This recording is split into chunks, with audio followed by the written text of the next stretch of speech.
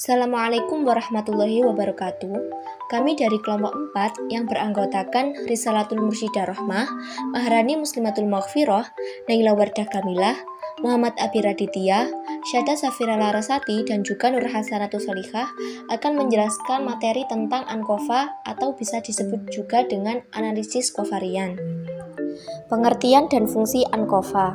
ANCOVA adalah teknik statistik berisi perpaduan antara analisis regresi dengan analisis varians yang berguna untuk meningkatkan presisi sebuah percobaan, karena di dalamnya dilakukan pengaturan terhadap pengaruh peubah bebas lain yang tidak terkontrol. ANCOVA berfungsi untuk membandingkan satu variabel dalam dua atau lebih populasi sambil mempertimbangkan variabel lain. Konsep dasar ANCOVA. Yang pertama yaitu tujuan ANCOVA adalah untuk mengetahui atau melihat pengaruh treatment atau perlakuan atau faktor terhadap variabel dependen dengan mengontrol variabel lain. Yang kedua, variabel. Jadi ANCOVA memiliki 3 variabel, yaitu yang pertama variabel independen, yang kedua variabel dependen, dan yang ketiga kovariat.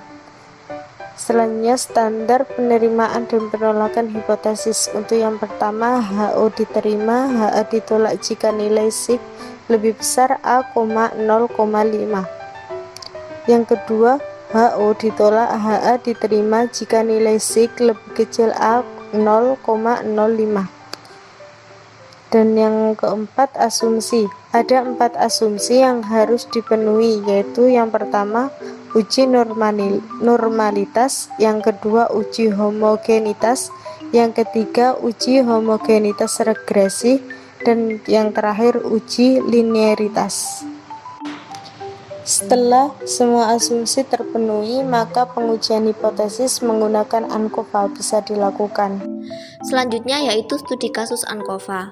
Peneliti ingin menguji keefektifan Instagram sebagai media pembelajaran menulis paragraf eksposisi. Peneliti melibatkan 2 kelas yang dipilih secara kluster sampling sebagai sampel penelitian.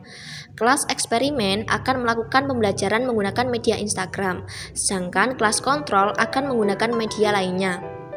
Berikut langkah-langkah yang harus dilakukan peneliti, yaitu 1. Sebelum menggunakan media tersebut, peneliti memberikan pretest untuk mengetahui kemampuan awal siswa.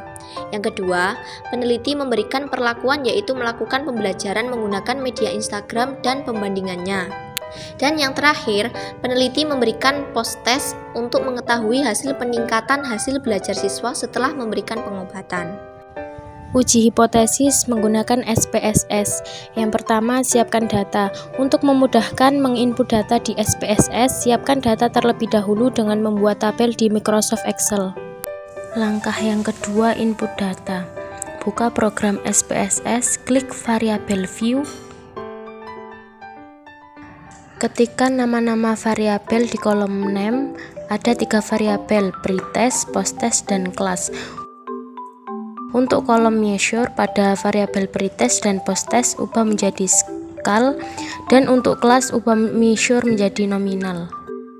Karena kita akan memasukkan data pretest dan posttest dari kedua grup secara bersamaan, maka untuk variabel kelas kita klik titik 3 pada kolom value. Tambahkan 2 kelas, experimental class dan control class, dengan cara ketikkan kode kelas di kolom value dan nama kelas di kolom label. Kemudian klik add atau tambah. Ulangi untuk menambahkan kelas control, klik add kemudian OK.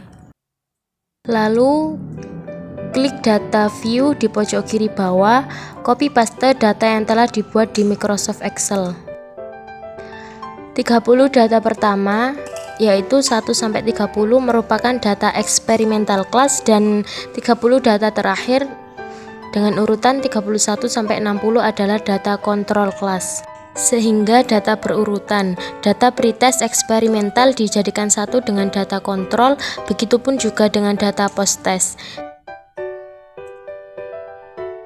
Sehingga kode untuk 30 sampel pertama adalah angka 1 yang merupakan experimental class, dan kode untuk 30 sampel terakhir adalah angka 2 yaitu control class. Langkah yang ketiga, analisis data. Klik Analyze, General Linear Model, kemudian Univariate. Masukkan variabel post-test ke dependent variabel, kelas ke fixed factor, dan pretest ke covariate S. Kemudian klik model. Pilih full factorial, kemudian continue. Lalu klik option, beri centang pada deskriptif statistik, parameter estimate, dan homogeneity test. Kemudian klik continue. Klik OK. Langkah yang keempat yaitu menginterpretasi data. Berikut ini adalah outputnya. Yang kita lihat adalah nilai sig-nya, kelas variabel. Bisa kita lihat bahwa sig-nya adalah 0,000, yang ini merupakan kurang dari 0,05.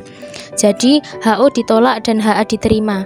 Ada perbedaan secara signifikan pada kemampuan menulis siswa antara siswa yang mendapatkan media pembelajaran Instagram dan siswa yang tidak mendapatkan media pembelajaran Instagram. Kemudian untuk mengetahui apakah media Instagram efektif atau tidak, kita lihat pada tabel keluaran parameter estimates. Yang kita lihat adalah nilai sig variabel kelas. Nilai sig variabel kelas adalah 0,000. Ini kurang dari 0,05. Sehingga dapat ditarik kesimpulan bahwa media Instagram efektif untuk mengajar pembelajaran menulis paragraf eksposisi. Sekian dari kelompok kami, kurang lebihnya mohon maaf. Semoga bermanfaat. Wassalamualaikum warahmatullahi wabarakatuh.